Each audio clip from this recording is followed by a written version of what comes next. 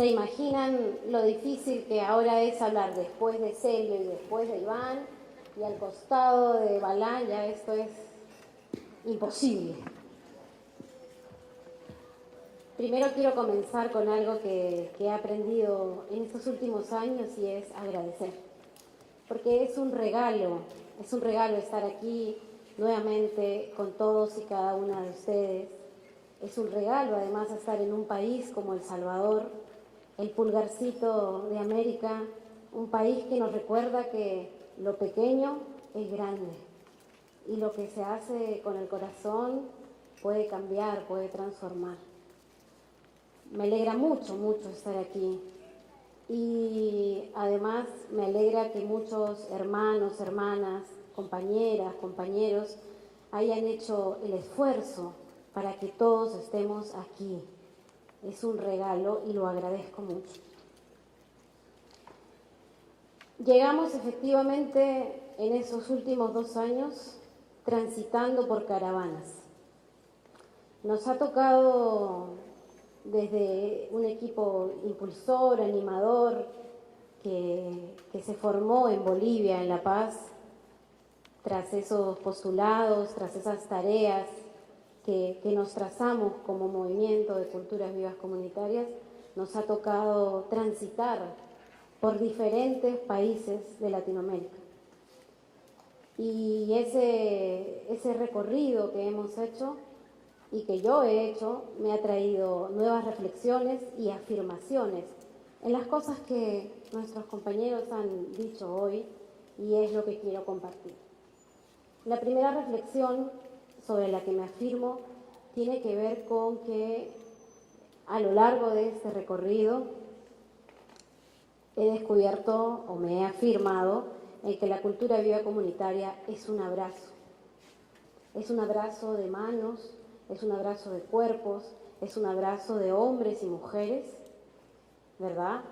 Que abriga, es un abrazo que abriga todas y cada una de nuestras expresiones artísticas y culturales, de nuestra samba, de nuestra murga, de nuestros teatros, de nuestra música, de nuestras 1001 iniciativas creativas por generar sueño, por recuperar ganas de vivir, con terquedad, ¿no es cierto? Con terquedad. Y es un abrazo que nos hicimos y nos dimos en La Paz, Bolivia. Es un abrazo que hoy los invito a levantarse y volver a hacerlo. Arriba. Por eso decía Iván que andábamos en sintonía, venga. Quiero que nos demos el abrazo porque se siente el cuerpo, ¿verdad? Se siente nuestros cuerpos, nuestra memoria, se siente el calor. ¿Vieron cómo? Miren, fíjense cómo está moviéndose el auditorio. El abrazo genera movimiento. Eso. Vamos. El abrazo abriga. El abrazo recuerda. Apachurra. Ustedes también. Apachurra. Transmite.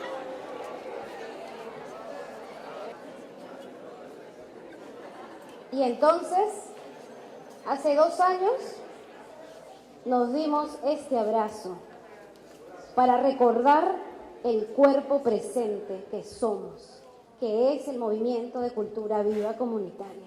Es este abrazo que recorre todas nuestras Américas. Es este abrazo que dijo, vamos a hacer fuerza frente a la globalización, frente al individualismo, frente al egoísmo. Vamos a abrigarnos, vamos a encontrarnos.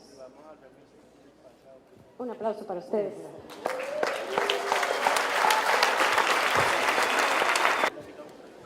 Entonces les decía yo que viniendo de todas estas caravanas y de todos estos cuerpos y de todas estas historias, empecé a reafirmarme en este abrazo que es la cultura viva comunitaria. Y eso no podemos olvidarlo. Y no podemos olvidarnos que hace 2 años nos dimos este abrazo porque decidimos hacer algo juntos y juntas. frente a la vida que teníamos sobre nuestros ojos, sobre nuestras narices, ¿verdad? Y además, este es un abrazo que solo es posible por el esfuerzo y el calor de nuestros pueblos. Eso es lo otro que he encontrado en estas caravanas. Y es que este abrazo cobra sentido, cobra fuerza, cuando se hace desde nuestros pueblos. Entonces, ahí, desde la cultura viva comunitaria, nos encontramos en un segundo momento de entender, escuchar con nuestros pueblos. Cuando estuvimos en Chalatenango, el día de ayer, estábamos maravillados con sentir al pueblo afuera, tocándonos, abrazándonos, dándonos de comer, organizados, dándonos sus flores, su arte, su cariño. De broma decíamos nosotras, ya, listo, se acabó el Congreso, ya no va más. Eso es cultura viva comunitaria. No hay más que hablar. Ya, ni círculo de visión, nada, se acabó. Firmamos, eso es, los próximos 2 años. No, es broma, ¿no? Pero tiene mucho de cierto, porque precisamente ahora que estábamos en esta ceremonia, la maestra, la chamana maravillosa, ¿verdad?, nos recordaba además a los espíritus de nuestros ancestros que estaban aquí, en todos los aquís. Entonces, está muy claro, ¿verdad? Está muy claro que la cultura viva comunitaria tiene que ver también con esa semilla que sembraron nuestros ancestros hace 500 años, cuando empezaron a vivir el arrecio, cuando empezaron a vivir esas situaciones que los quisieron aplastar, que los mataron. Ellos, sabiamente, y ellas, sembraron semillas. Semillas que hemos visto florecer en toda la América Latina, Centroamericana y además en otras partes del planeta. Semillas de cultura viva comunitaria, que crecieron ahí donde estaba la guerra, ahí donde estaba la miseria humana, ahí donde nos excluían, ahí creció la cultura viva comunitaria. Ese es un segundo aprendizaje que creo que tenemos que traer aquí presente en el ahora, que la cultura viva comunitaria ha florecido ahí donde la vida arrecia, ahí donde nuestros pueblos tercamente resisten para seguir viviendo. Entonces nos toca cuidar esa semilla que está floreciendo, porque eso está floreciendo en este momento en toda nuestra América Latina y Centroamericana, ¿verdad? Está floreciendo, y si nosotros hemos asumido esta tarea, entonces hay que cuidarla. Y cuidarla es cuidar el abrazo de nuestros pueblos, es cuidar nuestra cercanía, nuestros afectos, es cuidar ese nosotros que somos solo cuando estamos juntos. Y eso supone entender que esta historia nos toca hacerla a nosotros. Por eso, uno de los postulados que bien nos recordaba Iván, habíamos afirmado, digamos, en el Congreso de Bolivia, tenía que ver con algo que me gusta mucho, que es la autonomía y el protagonismo. Que no es el protagonismo de las películas, digamos, donde sale el actor protagonista y es uno, sino es el protagonismo de nosotros, de nuestros pueblos. Y ese es el que hay que volver a traer a la mesa, a la mente. Porque después de estos 2 años hemos vivido cosas maravillosas, hemos logrado además cosas maravillosas, legislaciones, políticas, hemos enamorado funcionarios, en fin, han salido cosas muy buenas. Pero creo que no podemos perder de vista que la cultura viva comunitaria la hacemos nosotros y la hacen nuestros pueblos. De eso se trata esta historia. Tuvimos la suerte de tener la semilla que floreció en nuestro lugar. Entonces, no podemos perder la posibilidad de que esa historia, de esa semilla, de ese florecimiento, la hagan nuestros pueblos. Cuando a alguno de nosotros nos ha tocado, y a mí me ha tocado estar dentro de la estructura oficial, institucional, desde el Estado, nos parecía sumamente importante, ¿verdad?, devolver lo que los gobiernos habían privatizado, ¿no es cierto? El dinero, la infraestructura, las luces, las butacas, todo eso que se había privatizado teníamos que devolver, porque entendíamos que ese debía ser el rol del Estado. Sin embargo, fue muy difícil devolver cuando había una parte de ese Estado que no quería reconocer que la cultura viva comunitaria no era una ley, no era un documento que se podía convertir en ley, no era una política pública, ¿verdad?, sino era un sonido, era un latido, era algo más allá del Estado. Entonces, la reflexión con la que cierro esta parte es que ciertamente nos toca disputar lo que es nuestro a través de políticas públicas, nos toca, ¿verdad? Estas infraestructuras, estos teatros, estos son nuestros, pero nos toca entender que eso es un camino que hay que hacer por un lado, pero la cultura viva comunitaria es otra cosa. Y es la tercera reflexión que quería traer, y es que la cultura viva comunitaria se ha convertido en una utopía de vida, de relaciones, esa otra sociedad que queremos, esa otra forma de vivir que anhelamos, en esa armonía con nuestra tierra, con nuestra agua, con todos esos seres que tienen vida que recordaba Celio, las piedras, el agua, la tierra, las plantas. Eso es la cultura viva comunitaria. De eso se trata este cuento, de pensarnos otra manera de vivir, otra manera de sentir, otra manera de encontrarnos, que tiene que ver con políticas públicas, pero en realidad tiene que ver con la vida misma, con la vida que quiere florecer, con la vida que quiere vivir de otra manera. Porque la cultura viva comunitaria es esa gran reserva de comunidad que nos estaba haciendo falta. Y ojalá que en estos días que nos quedan, porque ya empezó el Congreso y empezó de la mejor manera, que es con la gente, empezó de la mejor manera con la cultura de la gente, la que nos explica, la que nos, ¿verdad?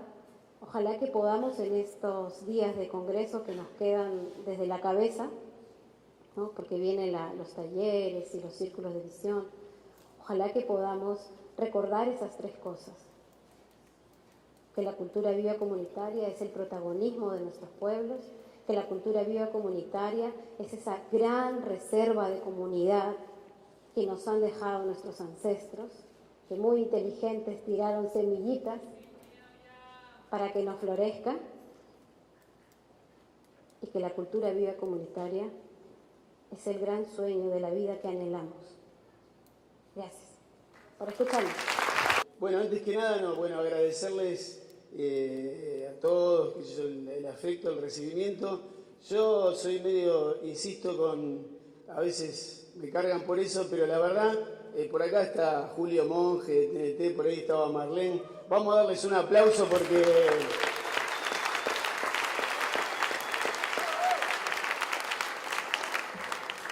estos congresos, estos encuentros se realizan en base, en un 90%, a una mezcla de locura y de desmesura y de confianza en que en el caos las cosas van a salir bien, y que no son muchas las personas que soportan esa situación.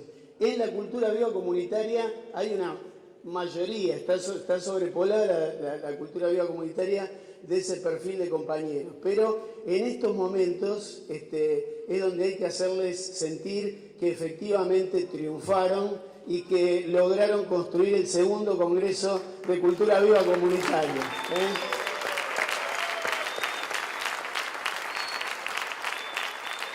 Y después, bueno, no sé, pasar un poquito de revista ahí, más o menos, los compañeros de Brasil, a ver, levante la mano, ¿dónde están? Brasileños, fuerte aplauso para los brasileños, uruguayos por ahí, fuerte aplauso para los charrúas, chilenos y chilenas, fuerte el aplauso, Patricia ya, están medio desperdigados, pero ahí están. Bolivia, a ver los compañeras de Bolivia. Mari ahí. De Perú, a ver. Bien, la banda, Todos se distribuyen estratégicamente, ¿viste? Están todos. Colombia. Fuerte el aplauso ahí. De Venezuela, ¿tenemos algún venezolano, venezolana? No sé, bueno, vamos a dar un aplauso igual, Vamos, arriba Venezuela. Nicaragua, no sé si hay. Bueno, un aplauso para eso también. Guatemala. Toda la banda de Guate.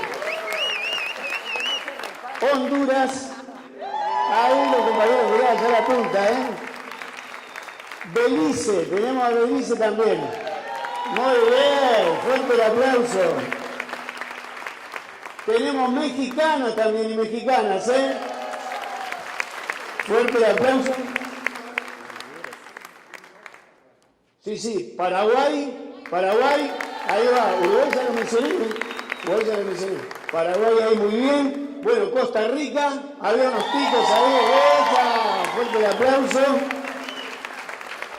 Y bueno, por último, Panamá, a ver. Tenemos, bueno, fuerte el aplauso para los panameños. Colombia ya mencioné, ya está.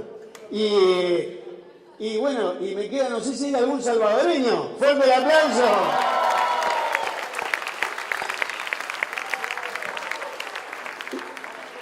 Falta uno, a ver. Argentina, baja.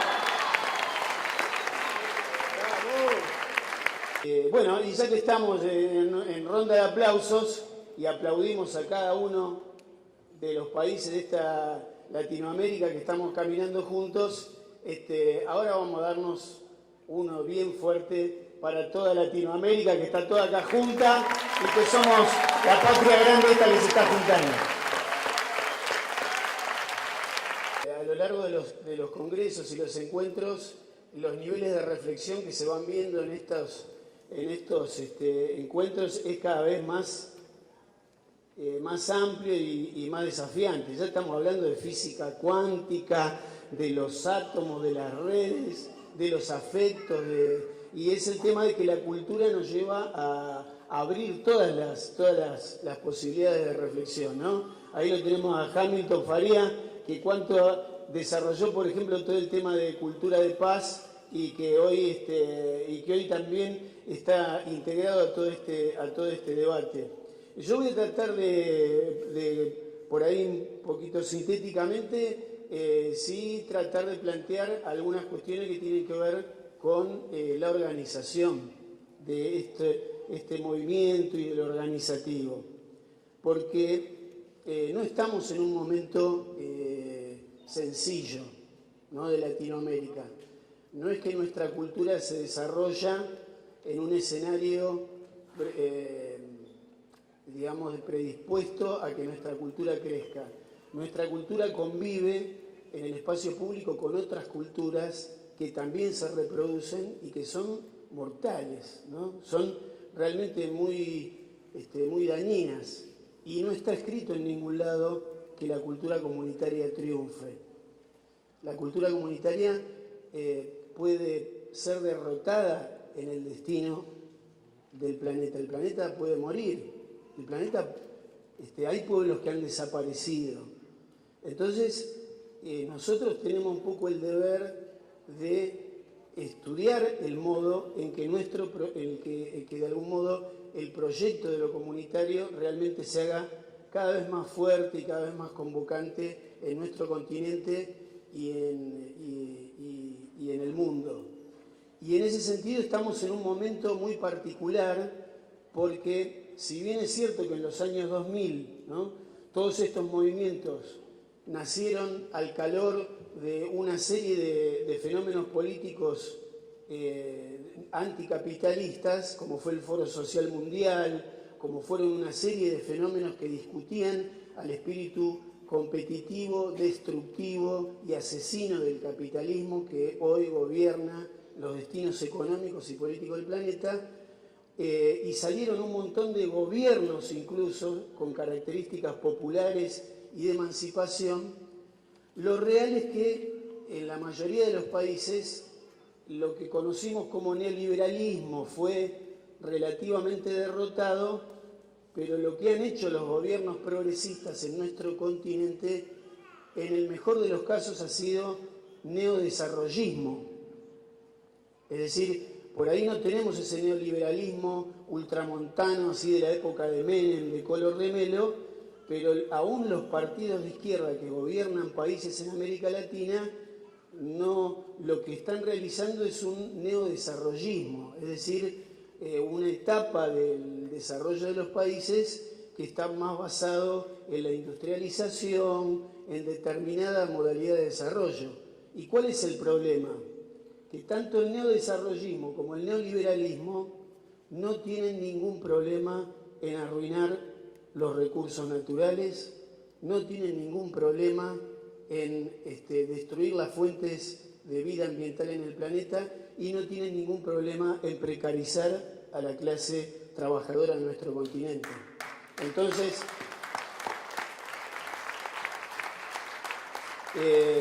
nosotros tenemos en ese sentido que también reflexionar acerca de cómo creamos las condiciones para que los proyectos, la realidad de la cultura viva comunitaria pueda ser parte de un modelo de desarrollo alternativo. Y hay que hacerse la pregunta, ¿hay una oportunidad en América Latina para un modelo de desarrollo que no sea ni el neoliberalismo ni el neodesarrollismo? ¿Hay posibilidad de otro modelo respetuoso del medio ambiente, basado en una democracia participativa, basado en una economía social? Ese fue el desafío que nosotros tomamos cuando empezamos a organizar los congresos, el Congreso Latinoamericano de la Paz y este segundo congreso. Y ese es un desafío que hay que trabajarlo en el terreno de lo que hacemos por la organización y la democratización. Y en esa clave es bueno recordar que en el Congreso de La Paz había maneras distintas de intentar organizar esto de la cultura viva comunitaria. No había una sola idea de cómo se organiza y cómo se propone esto. Por ejemplo, había sectores que decían, bueno, lo que tenemos que hacer con la cultura viva comunitaria es instalar la marca, instalar la idea de la cultura viva comunitaria en las redes sociales, a través de la viralización de este concepto, para que globalmente eso pueda ser de algún modo consumido y convertido en un nuevo producto para la reflexión de los ciudadanos en general. Es decir, la instalación de una marca en el mercado de la industria cultural, de los debates de la industria cultural. ¿Se puede hacer eso? Y hay que organizarse para hacerlo. Era una posibilidad. La otra posibilidad era armar una especie de federación de ONGs que se dedicara, cuya tarea central fuera hablar con los gobiernos para disputar alguna que otra política pública estatal de cultura. Entonces era una federación de una cantidad de ONGs limitada, acotada, unos referentes prestigiosos, internacionales que pudieran cumplir con ese rol y un determinado tipo de organización. También para eso nos pudimos haber organizado. Pero lo que nosotros hicimos en La Paz fue asumir otro desafío. No quisimos hacer ni la marca virtual ni la federación de ONG, que lo único que hace es hablar con los gobiernos. Tomamos la decisión de ver de qué modo el debate de las culturas vivas comunitarias, esas 130.000 experiencias que habían en el continente, se iban sumando conscientemente a la posibilidad de discutir otro modelo de desarrollo para América Latina que no matara a nuestros pibes, que no contaminara nuestros ríos y que generara la sociedad que queríamos. Era otro desafío totalmente distinto y que era un desafío en términos de políticos y éticos también. Porque acá entre nosotros mismos, acá entre los que estamos acá adentro, todos los días estamos viviendo con distintas lógicas que son parte de nuestra vida cotidiana. Por ejemplo, la lógica de yo luchar por mi prestigio personal y el de mi organización. Esa lógica todos la tenemos adentro. Yo soy del Culebrón Timbal, es una ONG qué sé yo, entonces soy Eduardo Balán y bueno, hago cosas para defender ese prestigio. Esa lógica está. También está la lógica derivada de la necesidad de defender los recursos de mi organización. Yo puedo venir acá a ver cómo defiendo los recursos de mi organización, cómo peleo para que esto tenga un fondo y entonces defiendo la supervivencia de la institución que yo tengo que tratar de hacer sobrevivir y de la cual hay un montón de compañeros que dependen también. Esa lógica está ahí también. Está también la lógica de usar este espacio como un espacio para reflexionar y compartir nuevas ideas y aprender. Que también eso también nos pasa acá, que como tenemos tan pocos ámbitos para discutir lo que aprendemos, cuando tenemos la posibilidad de hablar en un plenario, queremos hablar del universo, de la vida, de lo que nos pasa en la familia, queremos compartir realmente todo eso, ¿no? Y esas tres lógicas conviven con otra lógica también, que es la lógica que deriva del deseo de articular y organizarnos con los que aún no conocemos, que son esas 130.000 experiencias que están en América Latina. Esas cuatro lógicas están adentro nuestro todo el tiempo. Lo que yo quiero, o que queremos nosotros subrayar en este momento, es que de esas cuatro lógicas hay que darle bola a la número 4 en este momento. Porque si nos dedicamos cada uno a defender su organización y su prestigio personal, con cada uno con su librito, con su teoría, con su historia, con su organización, si nos dedicamos cada uno a defender la guita de la propia organización, y si nos dedicamos cada uno a simplemente usar estos ámbitos para decir todo lo que tengo adentro, entonces no, políticamente vamos a estar muy débiles para organizar ese movimiento de cultura comunitaria que hay que organizar para enfrentar a la fuerza del capitalismo y del mercado en nuestro continente. La cuarta lógica, esa lógica que deriva del deseo de ir al encuentro de los que todavía no conocemos, de esos miles de organizaciones y experiencias que están en cada pueblo de El Salvador, en cada pueblo de Colombia, en cada pueblo es la lógica que ahora en la que nosotros nos tenemos que meter, aunque sea a veces